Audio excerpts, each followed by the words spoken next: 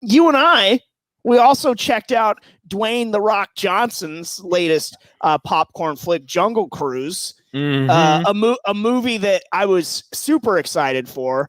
The marketing and everything behind it just had me super amped for it. It looked like, Pirates of the Caribbean meets Romancing the Stone or Indiana Jones and African Queen, and pretty much that's exactly what we got.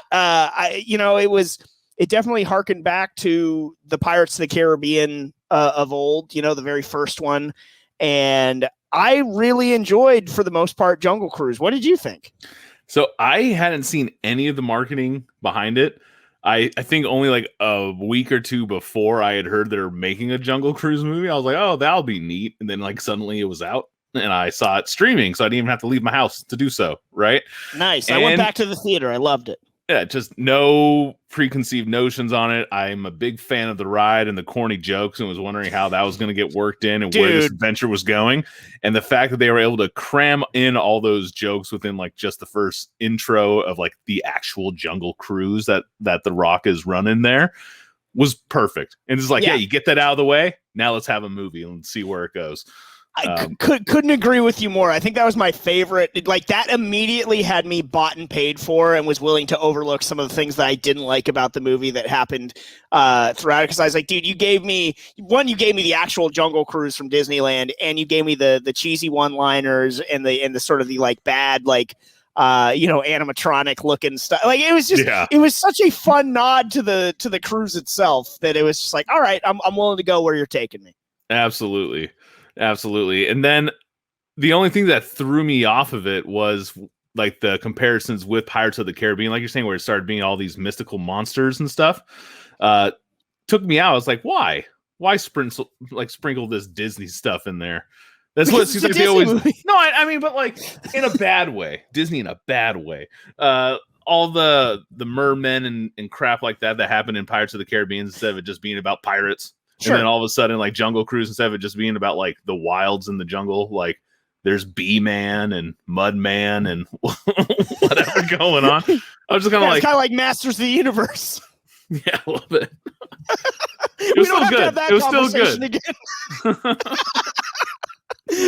It was. No, I totally get what you're saying, and they definitely could have done it. It turned it fantastical and absolutely. I do think that I would have liked more traditional sort of jungle scares as well and things to endure. But I think actually in terms of synergy with what was going on in Pirates of the Caribbean, including the first one where they're cursed and dead, I thought this one, I just wish it had come out sooner or like at the same time, because it's this very fun sort of Disney ride universe that they had going. Because like the first Pirates of the Caribbean is a near perfect movie. That is just an excellent adventure film.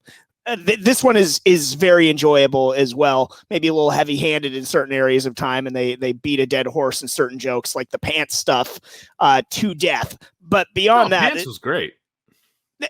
I'm fine with it being her nickname, but some of the other stuff that went along with that was just like, okay, I get it. But the Rock and Emily Blunt's chemistry, undeniable. They were both so charming together. Spoiler alert, or if you're already listening this far, the lore about the backstory with the Rock's character, top notch. I love that. And that's why I'm happy that they kind of went the fantastical route, because I liked him having a connection to the legend and why he had to stay on the river, why he was doing the jungle cruises to begin with. And I loved all of his cons.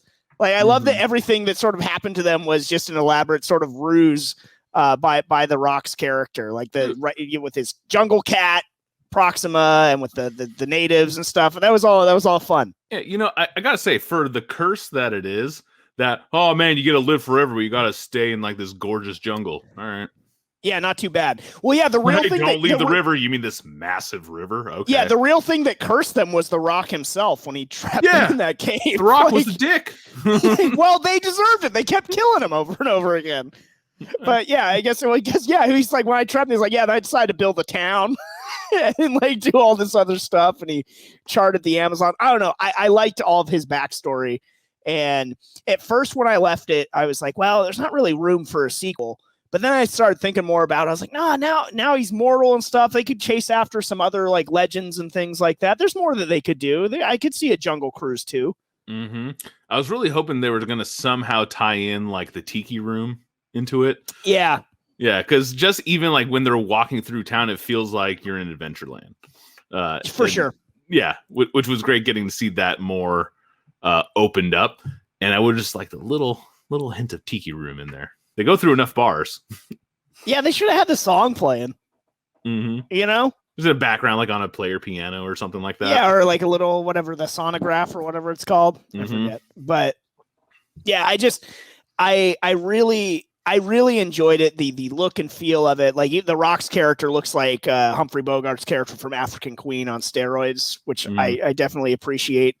And it was fun. I really, really liked it. And it was exactly what it needed to be. Just really traditional sort of popcorn adventure that I feel like we don't really get that much anymore without it going way too far into the just complete stupidity, like you know, Hobbs and Shaw, also starring The Rock.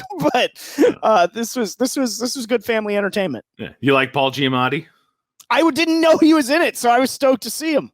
He needs work. I love Paul Giamatti and everything. He's great. He's wonderful. But yeah, so saw Jungle Cruise, and that was very enjoyable.